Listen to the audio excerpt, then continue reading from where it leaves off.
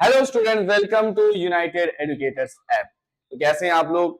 एकदम मजे में होंगे और मजे ले रहे होंगे क्योंकि अब धीरे धीरे बोर्ड पास आ रहा है। धीरे धीरे बोर्ड हमारा नजदीक आ रहा है क्योंकि अभी अगस्त चल रहा है और अगस्त के बाद तुरंत सितंबर, अक्टूबर, नवंबर, दिसंबर।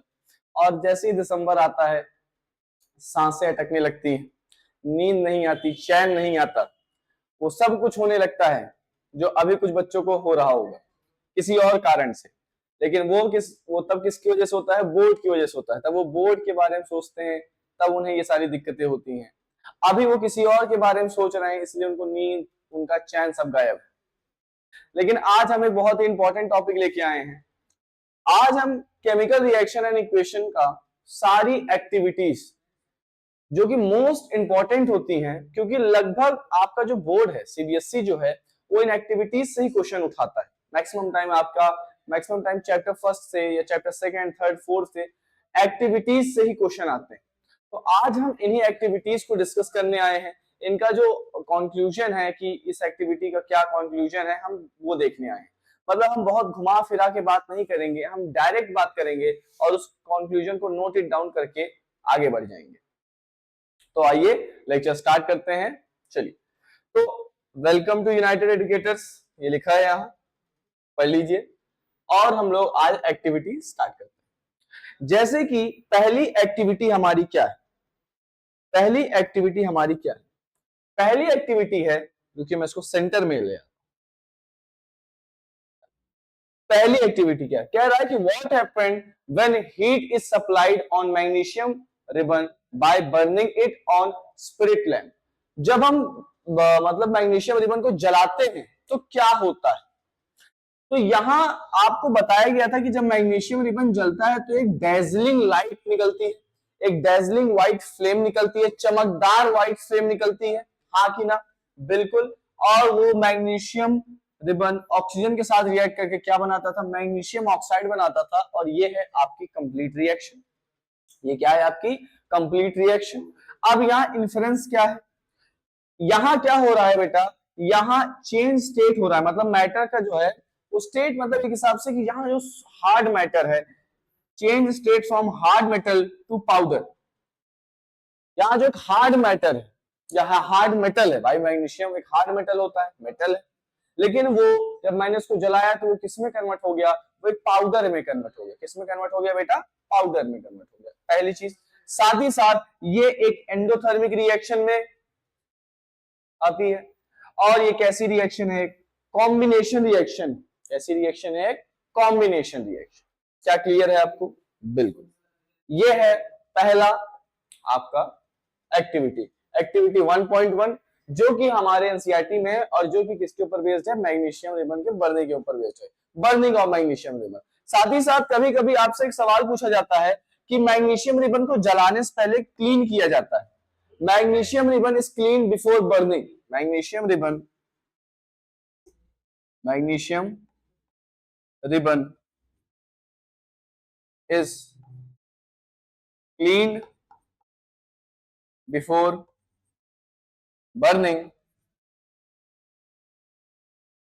ये सवाल आता है तो इसका आंसर क्या है? इसका आंसर है कि जब आप मैग्नीशियम रिबन को बहुत, मतलब मैग्नीशियम को बहुत दिन तक रख देते हो तो उसके ऊपर एक ऑक्साइड की लेयर चली जाती है, एक प्रोटेक्टिव लेयर ऑफ ऑक्साइड चली जाती है, जिसकी वजह से हमें देखो, हमें जलाना मैग्नीशियम को, उसके लिए मैग्नीशियम होना चाहिए।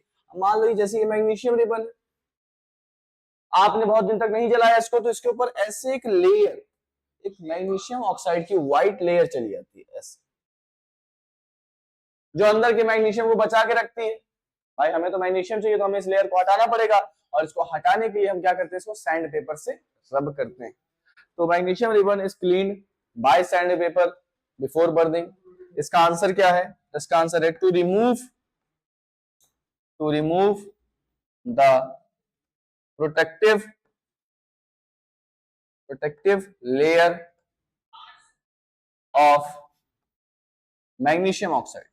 मैग्नीशियम ऑक्साइड की प्रोटेक्टिव लेयर को हटाने के लिए हम उसको सैंड पेपर से रब करते हैं।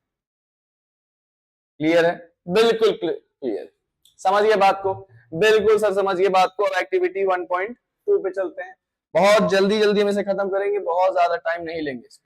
आइए एक्टिविटी 1.2 जो कि एक प्रेसिपिटेट, फॉर्मेशन ऑफ प्रेसिपिटेट या प्रेसिपिटेशन रिएक्शन के ऊपर है।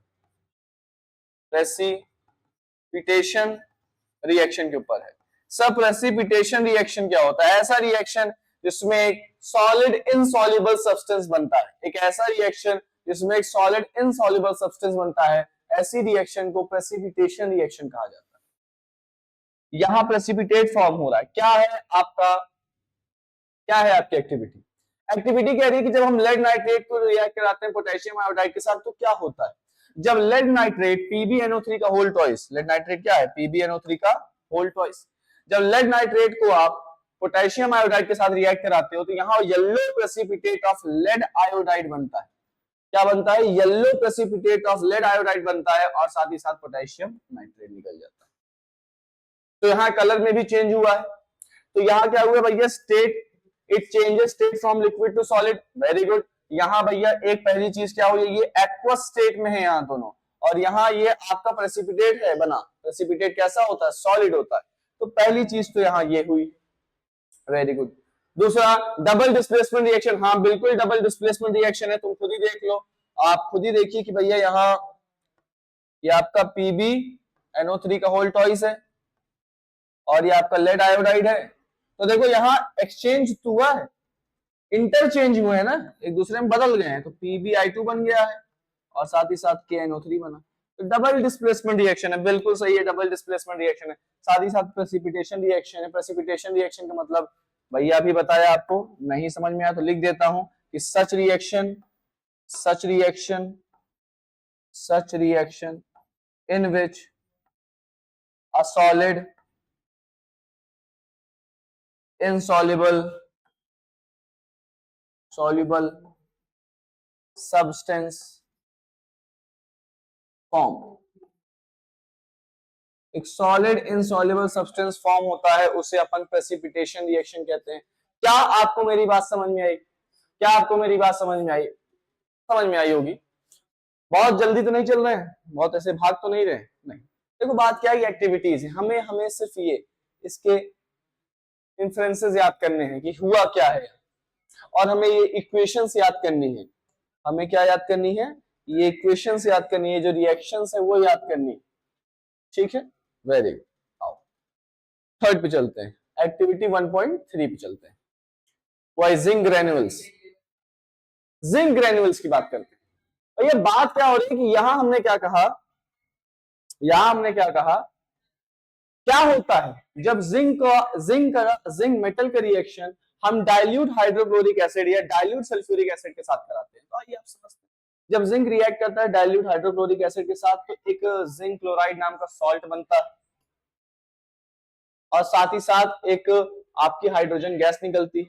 हाइड्रोजन गैस के साथ हीट निकलती है, मतलब हीट यहां बाहर आ रही है। इसका मतलब पहली बात तो ये एक एक्सोथर्मिक रिएक्शन, आपको ये याद रखना। प्लस यहां इसकी इक्वेशन याद रखनी है, Zn plus HCl gives ZnCl2 plus H2 plus heat. यहां इवोल्यूशन ऑफ गैस भी हो रहा है, एक्सोथर्मिक भी है, इवोल्यूशन ऑफ गैस भी हो रहा है, दोनों काम हो रहे हैं। अच्छा, oxidation reaction as hydrogen is removed. और आप खुद ही देखो कि यहां क्या हो रहा है बच्चे, यहां क्या हो रहा है, तुम खुद ही समझ लीजिए। कह रहा है कि यहाँ एक ऑक्सीडेशन हो रहा है क्योंकि यहाँ कौन जा रहा है? आपका जिंक जा रहा है, सॉरी जिंक नहीं, हाइड्रोजन रिमूव हो रहा है, हाइड्रोजन यहां से रिमूव हो रहा है, छोड़ के जा रहा है। अच्छा, और it is also displacement reaction, बिल्कुल डिस्प्लेसमेंट रिएक्शन है भैया, क्योंकि Zn यहाँ क्या कर रहा है? हाइड्रोजन को डिस्प्लेस कर दे रहा है और Cl के पास चला आ रहा है। Zn यहाँ क्या कर रहा है? हाइड्रोजन को डिस्प्लेस कर दे रहा है और Cl के पास चला रहा है। क्या आपको मेरी बात समझ में आई? तो ये सारे पॉइंट्स आपको याद रखने की भैया इवोल्यूशन ऑफ गैस है। अच्छा, हाइड्रोजन गैस को पहचानने का एक टेस्ट होता है।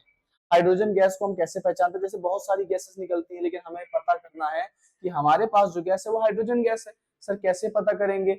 बर्न, देखो hydrogen gas Burns with pop sound. Hydrogen gas आपकी जलती है किसके साथ? पॉप साउंड के साथ जलती है। तो जब आपको पता करना है कि हाइड्रोजन गैस निकल रही है तो आप उसके पास कैंडल ले आओ। जब आप कैंडल ले आओगे तो पॉप साउंड के साथ बर्न होगा, इसका मतलब वो क्या बता देगा कि कौन सी गैस है? Hydrogen gas. बहुत से समझ गए बात को, इसमें कोई दिक्कत नहीं। आइए आगे चलिए।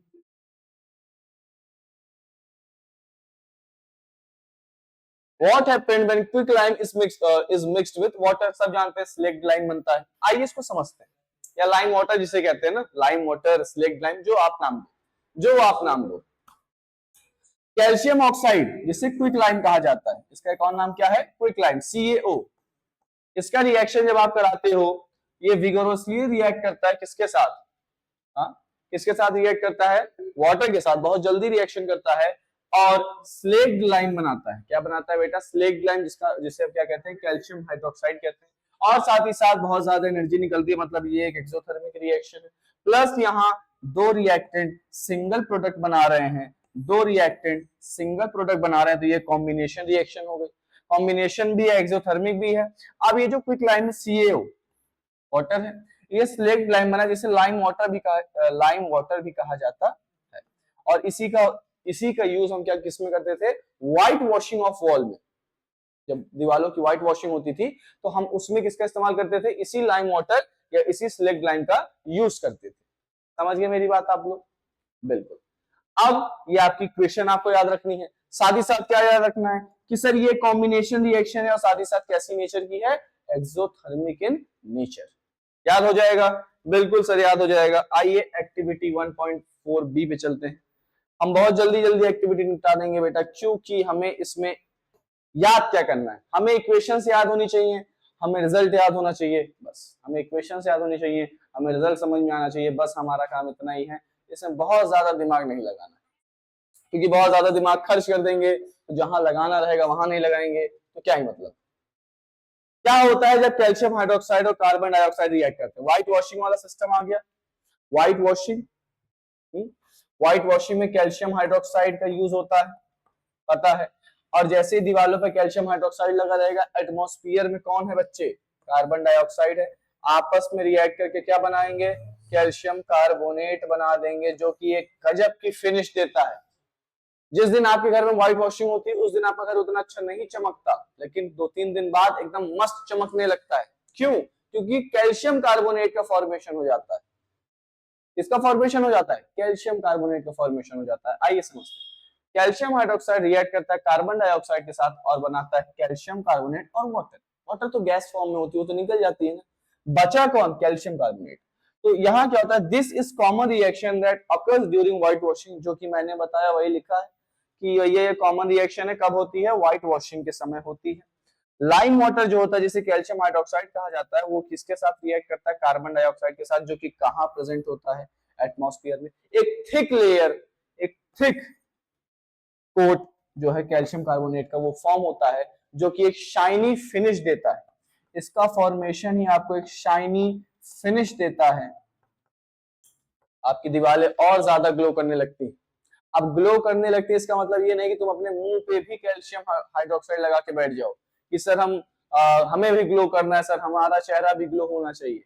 तो हम ग्लो करने के लिए सर कैल्शियम हाइड्रोक्साइड को ऐसे पोत लेंगे और उसके बाद एटमॉस्फेयर में 2-3 दिन लेट जाएंगे, फिर हमारे मुंह पे भी कैल्शियम कार्बोनेट बन जाएगा और फिर हम चमकेंगे। ऐसा कुछ नहीं करना है आपको, ये सिर्फ दीवारों के लिए है, इंसानों के लिए नहीं।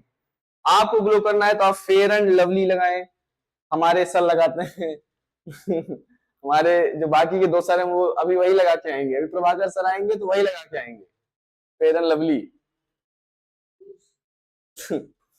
और इतना लगा चुके हैं, इतना लगा चुके हैं कि ब्रांड एम्बेसडर बन सकते हैं। हाँ, क्योंकि उनका स्टेटमेंट है कि ऑनलाइन हमें पूरा भारत देखेगा, भारत देखे तो सुंदर देखे। चलिए, अब इसके बाद एक्टिविटी आती है 1.5 और ये किसके ऊपर है, ये है heating of ferrous sulphate crystal. Heating of ferrous sulphate crystal, green vitriol जिसे कहते थे, ग्रीन विट्रोल। अब इसको हम हीट करेंगे बेटा। कह रहा है कि जो ग्रीन कलर का फेरस सल्फेट क्रिस्टल होता है वो ब्राउनिश ब्लैक फेरिक ऑक्साइड में कन्वर्ट हो जाता है और साथ ही साथ बर्निंग सल्फर डाइऑक्साइड की स्मेल आती है। नहीं समझ में आ सकता बेटा, होता क्या है कि जब आप फेरस सल्फेट लेते हो, फेरस सल्फेट ग्रीन विट्रोल, इसे मैं तब कहता हूं जब इसका फॉर्मूला होता है FeSO4.7H2O। हाइड्रेटेड सॉल्ट है, ये हाइड्रेटेड सॉल्ट में आता है, ये ग्रीन कलर का होता है बेटा, क्रिस्टल फॉर्म में होता है ग्रीन कलर का। आपके साइंस या केमिस्ट्री लैब में रखा हो, इसको हीट करोगे तो आपको खुद ही दिख जाएगा। जब आप इसे हीट करते हैं बेटा तो ये सारे के सारे वाटर्स, ये जो 7H2 है ये लूज हो जाते हैं, ये सारे 7H2 वो गायब हो जाते हैं, सिर्फ बचता है FeSO4। और जब आप इसे और हीट करते हो, और स्ट्रॉन्ग हीटिंग देते हो, तो और स्ट्रॉन्ग हीटिंग देने के बाद ये बन जाता है Fe2O3 और साथ ही साथ सल्फर डाइऑक्साइड और सल्फर ट्राइऑक्साइड गैस निकल जाती है। आप इसे बैलेंस कर सकते हो, आप इसे बैलेंस कर सकते हो। तो यहाँ वही कह रहा है कि जब फेरस सल्फेट को हीट किया जाता है तो Fe2O3 ferric oxide, sulphur dioxide, sulphur trioxide मिलता है। क्योंकि भैया यहाँ जला रहे हैं तो आपको कभी कभी सल्फर डाइऑक्साइड के जलने की स्मेल आ सकती है, बर्निंग सल्फर डाइऑक्साइड की स्मेल आती है, अच्छी नहीं होती, बहुत खराब सी होती है। साथ ही साथ आपको ब्राउनिश ब्लैक कलर दिखेगा, ब्राउनिश ब्लैक कलर दिखेगा क्योंकि यहाँ फेरिक ऑक्साइड का फॉर्मेशन होता है। किसका फॉर्मेशन होता है? फेरिक ऑक्साइड का फॉर्मेशन होता है, इसलिए आपको ऐसा दिखता है। तो भैया सबसे पहली बात तो आपको स्मेल आएगी, किसकी स्मेल आएगी? सल्फर डाइऑक्साइड के जलने की स्मेल आएगी। इसे थर्मल डिकम्पोजिशन कहा जाता है क्योंकि ये डिकम्पोजिशन हीट देके हुआ है, इसे हीट देके किया गया है। साथ ही साथ क्योंकि डिकम्पोजिशन है इसलिए एंडोथर्मिक है, क्योंकि डिकम्पोजिशन रिएक्शन करने के लिए हमें क्या देना पड़ता है बच्चे? हीट देना पड़ता है। हीट दिया, आपको याद रखना है। तो ये चेंज इन कलर का भी एग्जांपल है, हिसाब से ग्रीन से ब्लैक, ब्राउन, ब्राउनिश ब्लैक हुआ, तो चेंज इन कलर भी आप ऐड कर सकते हो। चेंज इन कलर, कलर में भी तो चेंज हुआ, कलर में भी चेंज हुआ। याद रहेगा, बिल्कुल याद रहेगा सर, हम नहीं भूलेंगे कभी भी, आप पढ़ाइए, हम कभी भी नहीं भूलेंगे। चलिए बहुत अच्छी बात है, भूलना भी नहीं चाहिए। आइए और देखते हैं आगे। अब हम भैया लेड नाइट्रेट को हीट करेंगे, दूसरा थर्मल डिकम्पोजिशन देखने चलना है। सारी एक्टिविटीज हम आज कवर कर लेंगे। क्लास हमारे केमिकल रिएक्शन इक्वेशन की सारी एक्टिविटीज हम कवर कर लेंगे। क्या होता है जब आपका लेड नाइट्रेट जलता है? बर्निंग ऑफ लेड नाइट्रेट, तो या हीटिंग ऑफ, बर्निंग क्या, हीटिंग ऑफ लेड नाइट्रेट। बेटा जब आप लेड नाइट्रेट को हीट करते हो तो आपका लेड ऑक्साइड फॉर्म होता है, साथ ही साथ नाइट्रोजन डाइऑक्साइड गैस निकलती है और साथ ही साथ ऑक्सीजन प्रोड्यूस होता है। तो पंजेंट स्मेल, पंजेंट स्मेल अच्छी स्मेल नहीं होती, इसकी बहुत खराब से स्मेल होती है। किसकी? Nitrogen dioxide. लेड नाइट्रेट लेते हो, व्हाइट पाउडर के फॉर्म में रहता है, आप उसको हीट करोगे तो भैया यहाँ आपको नाइट्रोजन डाइऑक्साइड गैस, नाइट्रोजन लिखा है, डाइऑक्साइड लिखना चाहिए था, डाइऑक्साइड गैस मिलेगी। साथ ही साथ ब्राउनिश रेसिड्यू मिलेगा। अच्छा, ये नाइट्रोजन डाइऑक्साइड गैस खुद भी किस कलर की होती है? रेडिश ब्राउन कलर की होती है, ये भी याद रखना, ये रेडिश ब्राउन कलर की होती है। तो जब आप लेड नाइट्रेट PbNO3 के वोल्ट वॉइस को जब आप हीट करते हो ना, तो फिर एक रेडिश ब्राउन कलर की गैस निकलती है जिसकी स्मेल पंजेंट होती है, खराब से बहुत अच्छी स्मेल नहीं होती है। साथ ही साथ एक आपका ब्राउनिश कलर का रेसिड्यू, रेसिड्यू मतलब बचा कुचा लेड ऑक्साइड मिलता है और साथ ही साथ ऑक्सीजन गैस इन्वॉल्व होती है। तो ये भी एक थर्मल डिकम्पोजिशन है, पहली चीज है। पंजेंट स्मेल और ब्राउन फ्यूम्स निकल रहे हैं, किसके? नाइट्रोजन डाइऑक्साइड के, ब्राउन, रेडिश ब्राउन कलर का होता है और ये थर्मल डिकम्पोजिशन है इसलिए एंडोथर्मिक है। क्या इसमें किसी कोई डाउट है? नहीं है, बिल्कुल होना भी नहीं चाहिए, होना भी नहीं चाहिए, होना भी नहीं चाहिए। चलो चलो आगे चलते हैं, बहुत जल्दी जल्दी खत्म हो जाएगा, बहुत ज्यादा कुछ एक्टिविटीज हैं, ये एक्टिविटीज हमारे लिए जरूरी हैं, इसलिए इनको मैं लेके चल रहा हूँ ताकि अभी हम लोग 1.6 पे है ना, अच्छा तो ज्यादा एक्टिविटीज नहीं है बेटा, जल्दी जल्दी खत्म हो जाएंगी, ठीक, जल्दी जल्दी हो जाएंगी, बिल्कुल घबराना नहीं, आराम से चलना है। एक्टिविटीज इनसे बहुत क्वेश्चन आते हैं, जो आपको दिख रहा है इन्फ्रेंस, बेटा डायरेक्ट क्वेश्चन इससे पूछेगा कि बताओ कंपाउंड एक्स है, जैसे पिछला देखो, ये क्वेश्चन कह रहा है कंपाउंड एक्स है जिसको जलाने पे ब्राउन फ्यूम्स निकल रही हैं, पंजेंट स्मेल की एक गैस रिलीज हो रही है ब्राउन फ्यूम के साथ, वो एक्स कौन है? वो एक्स वो नहीं है जो आप याद कर रहे हैं, वो एक्स की बात नहीं कर रहा हूं मैं, वो इस एक्स की बात कर रहा हूं, लेड नाइट्रेट। यहाँ कौन सी एक्स है? Lead nitrate. ऐसे ही क्वेश्चन पूछता है बेटा CBSE। आप तैयार रहिए, एक्टिविटीज याद करना बहुत जरूरी है। आइए, what happened when lead nitrate is heated in a boiling tube over a burner?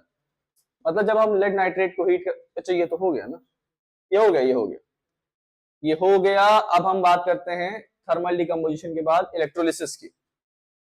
हाँ, इलेक्ट्रोलिसिस, इलेक्ट्रोलिसिस क्या बताया था? इलेक्ट्रो मतलब इलेक्ट्रिसिटी। लिसिस मतलब लिसिस मतलब था ब्रेक डाउन, तो बिजली दे के तोड़ दिया।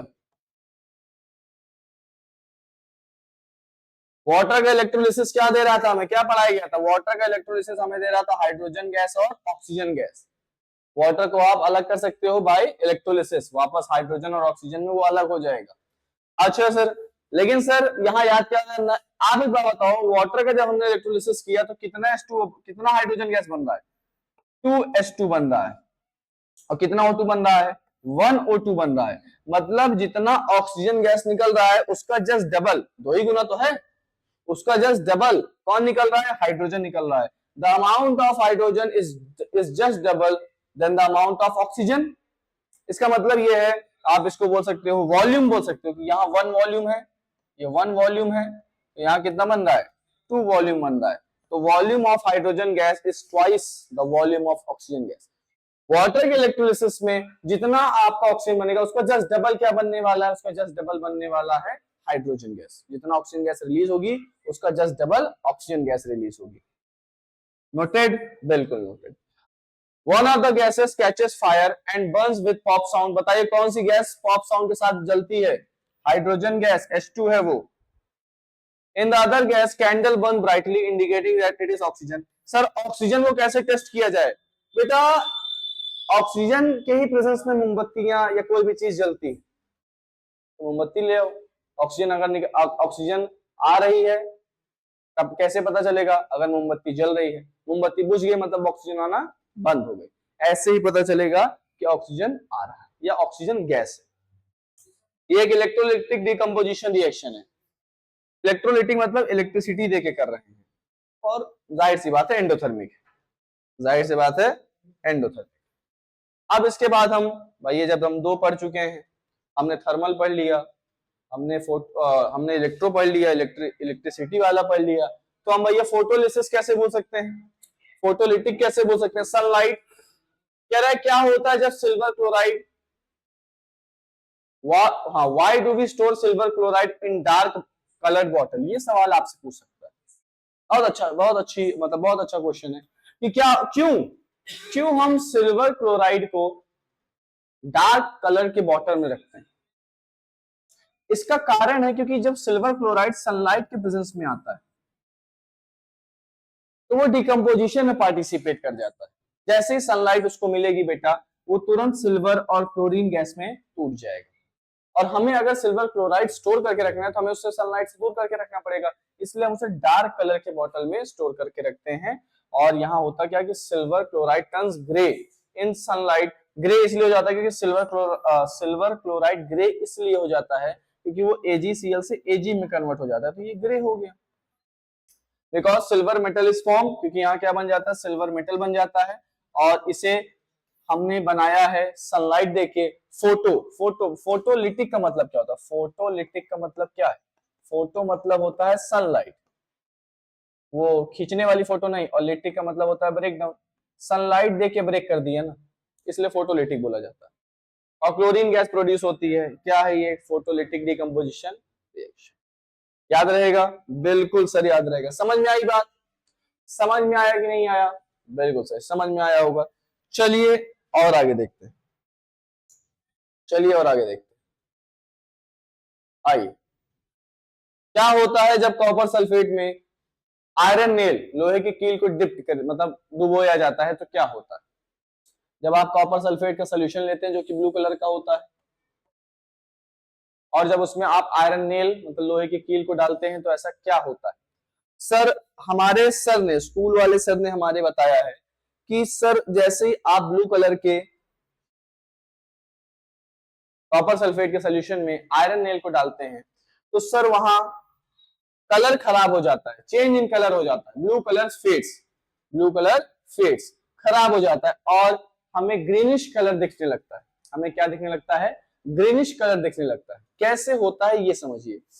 आयरन जो होता है वो ज्यादा रिएक्टिव होता है कॉपर से, इसलिए वो कॉपर को डिस्प्लेस कर देता है। आयरन ज्यादा रिएक्टिव होता है कॉपर से, रिएक्टिविटी सीरीज मैंने आपको पढ़ाई है, याद होगी। तो तो उसमें आयरन जो था भाई वो ऊपर था, कॉपर नीचे था। जो ऊपर होते हैं वो ज्यादा रिएक्टिव, जो नीचे होते हैं वो कम रिएक्टिव। मतलब ऊपर वाले नीचे वाले को डिस्प्लेस कर सकते हैं, बिल्कुल हाँ कर सकते हैं। तो आयरन क्या करता है बेटा, कॉपर को डिस्प्लेस करता है कॉपर सल्फेट में से, और फेरस सल्फेट बनाता है। अभी पीछे पढ़ के आए फेरस सल्फेट का कलर कैसा होता है, ग्रीन होता है। कॉपर बाहर चला आता है भैया। कॉपर सल्फेट तभी तक ब्लू रहेगा ना जब तक उसमें कॉपर रहेगा। कॉपर ही नहीं है तो वो कैसा हो जाएगा, ब्लू टू ग्रीन। तो भैया कलर चेंज हो रहा है ब्लू से ग्रीन, साथ ही साथ यहाँ आयरन ने कॉपर को हटा दिया, डिस्प्लेस कर दिया। ये एक डिस्प्लेसमेंट रिएक्शन है। क्लियर है, बिल्कुल क्लियर। बाकी इसमें और कुछ आई, ये डबल डिस्प्लेसमेंट भी देख लेते हैं। ये क्या होता है जब aqueous sodium chloride, sorry sorry यहां गलत लिखा है, इसको आप काट दीजिए। सोडियम क्लोराइड नहीं होगा, ये होगा सोडियम सल्फेट होगा। क्या होता है जब एक्वस सोडियम सल्फेट और कैल्श और बैरियम क्लोराइड, आप कैल्शियम भी ले सकते हैं, मैंने बैरियम ले लिया है। क्या होता है जब एक्वस सोल्यूशन जो है सोडियम क्लोराइड और बैरियम सॉरी सोडियम सल्फेट और बैरियम क्लोराइड, हम एक्वस सोल्यूशन ले रहे हैं सोडियम सल्फेट और बैरियम क्लोराइड का लेते हैं साथ में, तो क्या होता है और जब इन दोनों को मिक्स करते हैं, जब सोडियम सल्फेट और बैरियम क्लोराइड आपस में मिक्स होते हैं तो एक इंटरचेंज होता है, एक डबल डिस्प्लेसमेंट रिएक्शन होती है। और डबल डिस्प्लेसमेंट रिएक्शन में सोडियम बैरियम को डिस्प्लेस करता है, उसकी जगह लेता है, और बैरियम सोडियम की जगह लेता है और बनाता है बैरियम सल्फेट, जो कि एक पीपीटी बनती है, प्रेसिपिटेट बनता है, वो नीचे जाके सेटल डाउन हो जाता है और सोडियम क्लोराइड नाम का सॉल्ट बन जाता है, जिसे आप कॉमन सॉल्ट कहते हो। तो यहाँ क्या हुआ, सोडियम क्लोराइड और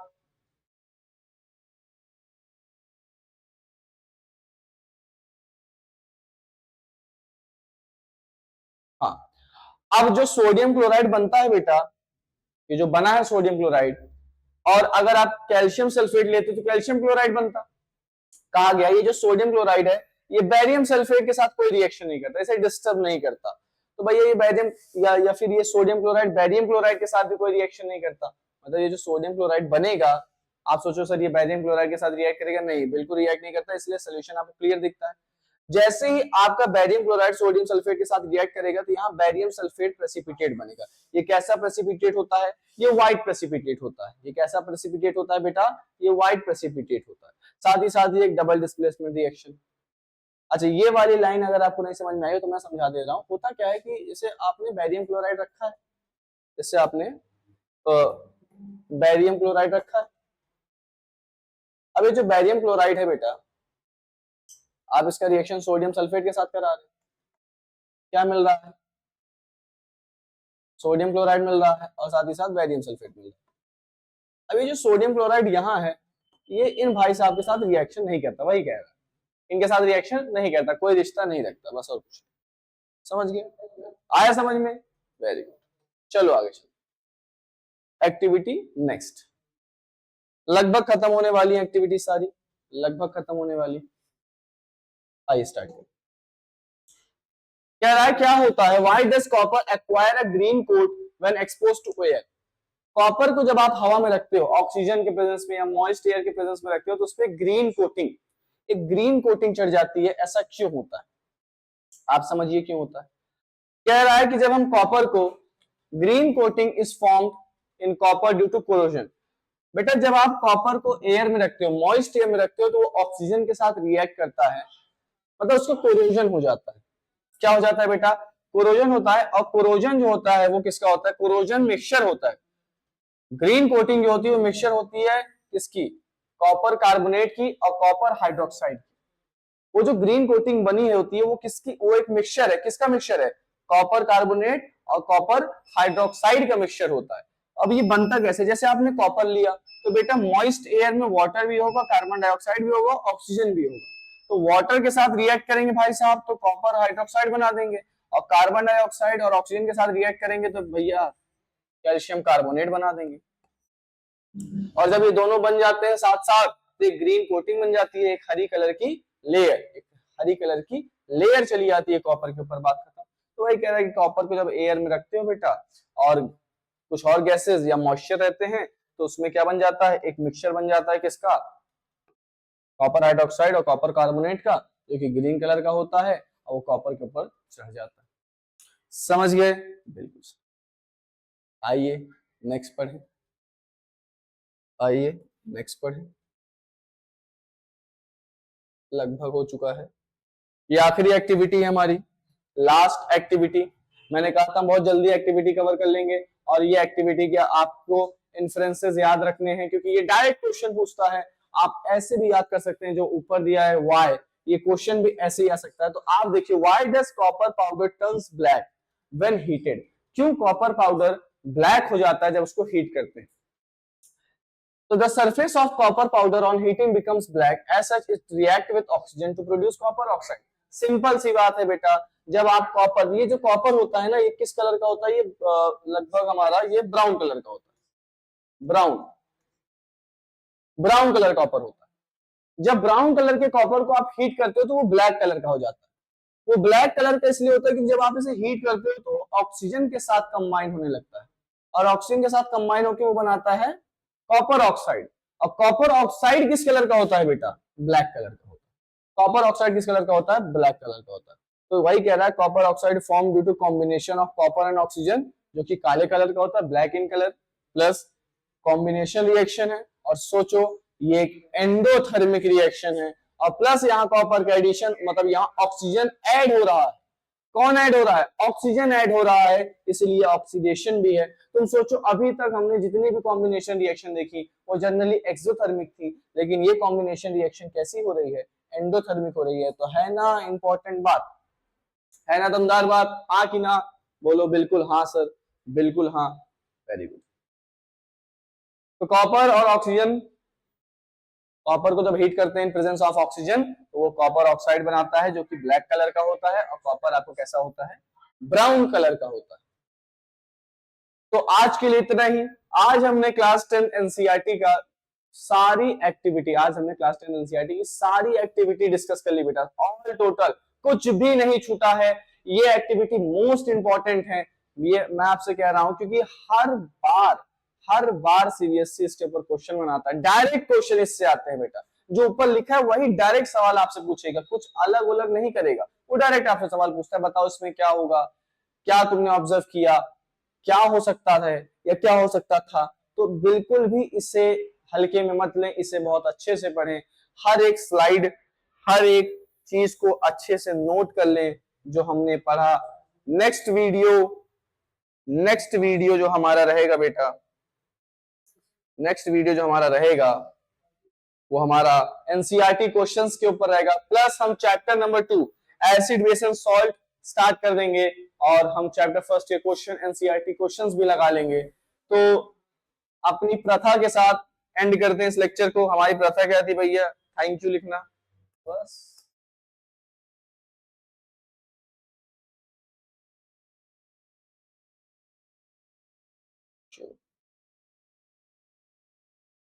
थैंक यू। आपको करना क्या है, बस इस वीडियो को जितना शेयर हो सके करिए, क्योंकि बेटा इस वीडियो में हमने मोस्ट इंपॉर्टेंट एक्टिविटीज कवर की हैं एकदम डिटेल्ड में। आप इसको बिल्कुल शेयर करिए, अपने पास रखिए, और thank you for your time, thank you.